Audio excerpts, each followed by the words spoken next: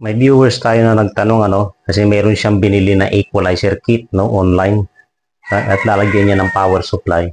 So sabi niya, meron siyang 15 volts yung kanyang supply. Sabi niya, saan siya kukuha ng ground?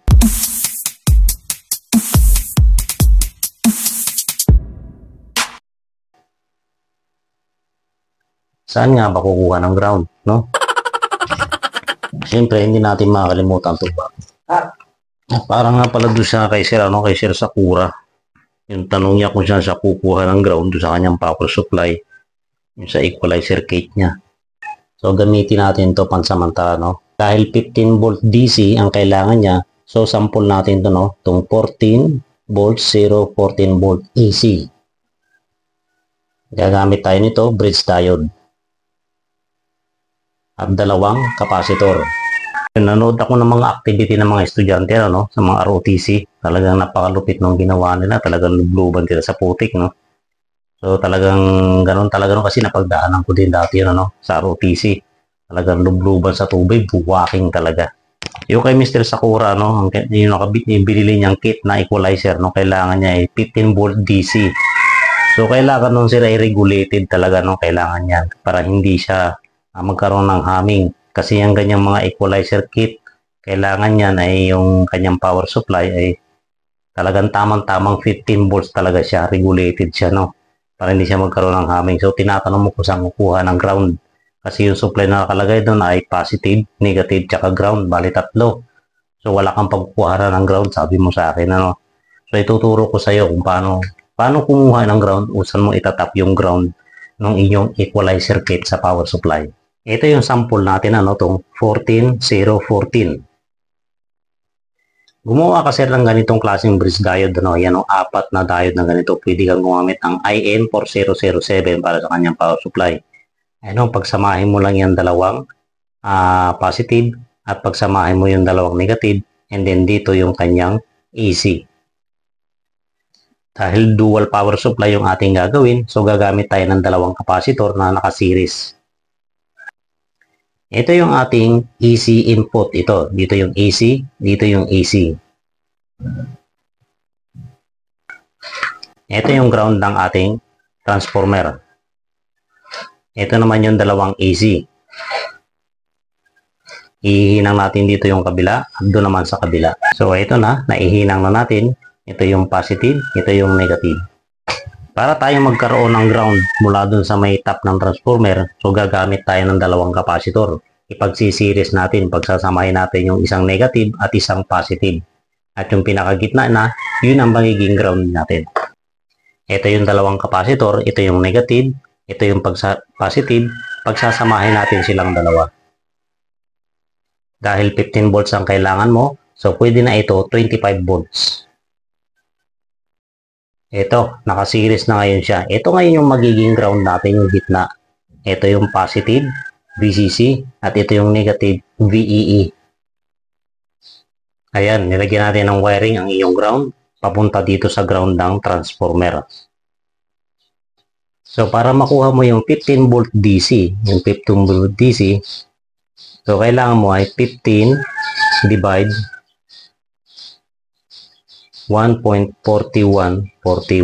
Ito ang magiging sagot natin, Kailangan mo ng 10.6 AC para makuha mo yung 15 volt DC.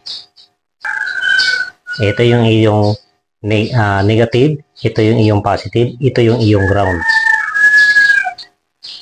Ito yung negative mo, sir, ha? Yan, tandaan mo, ha? Ito yung negative, ito yung ground, at ito naman yung positive. Itong positive natin, ihihinang natin dito sa positive, at itong ating negative, dito sa negative, at itong ground, dito sa may top niya. Unahin natin itong ground. Ito sa gitna, itong kanyang top. At isunod natin yung positive at negative. Ito yung ating positive. Sample lang natin ito, sample. At ito yung ating VEE o yung negative. Yan, mahirap din talaga maghinang, matagal, O yan, Pero pagdating sa chicks, parang madadalian ngayon, Yan, huwag kayo mag-chicks, ha? Bawal mag-chicks talaga. Ito lang tayo, ito lang ang hilig natin. Ito yung calculation natin, sir, ano? Para makuha mo yung required AC na kailangan mo. 15 volt DC divide 1.4141 equals 10.6 volt AC. Ito ang transformer na kailangan mo, no? 10, 10.6, 0, 10.6. Ayun, no? Nagawa na natin yung power supply. So, yung palad ko na lang ginamit ko kanina sa pag-calculate natin para makuha yung volt AC, sir, ano? Yan. Eh, kasi naman chicks na chicks Ayan wala tayong magamit na papel ngayon. Ayan ito, okay na. So, ipakita uli natin para maliwanagan uli si sir. So, ito na ngayon yung magiging ground mo, sir, no? Ito na yung papunta sa ground doon sa equalizer kit mo. And then, ito naman yung positive, papunta doon sa positive, sa plus. At ito naman yung negative mo, papunta ngayon doon sa minus. So, tatlo na yung kanyang connection. Tinatanong mo kung saan ka kukuha ng ground. Ito, nakakuha na tayo ng ground niya. Itong ginawa natin, sir, sample lang ito para mayroon ka lang masundan kung saan ka kukuha ng ground. At doon sa mga gustong gumawa din po nito, ay sample lang po yung ginawa natin kung saan kukuha ng ground. Ngayon, ito na yung dual power supply mo. So, test natin, kunin natin yung voltahe kung ilan ang lumabas, kasi maaaring siyang kapag ganitong power supply at nilagyan na natin ng capacitor, maaaring tumaas, maaaring bumaba dahil depende sa kuryente natin. Kaya kailangan mo ng regulated power supply. Okay, gagamit tayo ng tester. Plug natin. At ito yung kanyang switch. So, ilagay natin sa DC. Pwede 200, pwede dun sa 20. Ito na ngayon yung ating ground. Yan. Ito yung positive. So, try natin. Yan, 21, no? Meron siyang 21, positive. Meron siyang 21, negative. Ito na ngayon yung ground mo, papunta dun sa driver kit mo. At ito yung positive VCC, papunta sa driver kit mo. At ito yung negative VCC mo, papunta sa driver kit mo. So, kay Mr. Sakura, no? Napakaganda ng pangalan mo, sir, Parang panchicks yung pangalan mo, Mr. Sakura.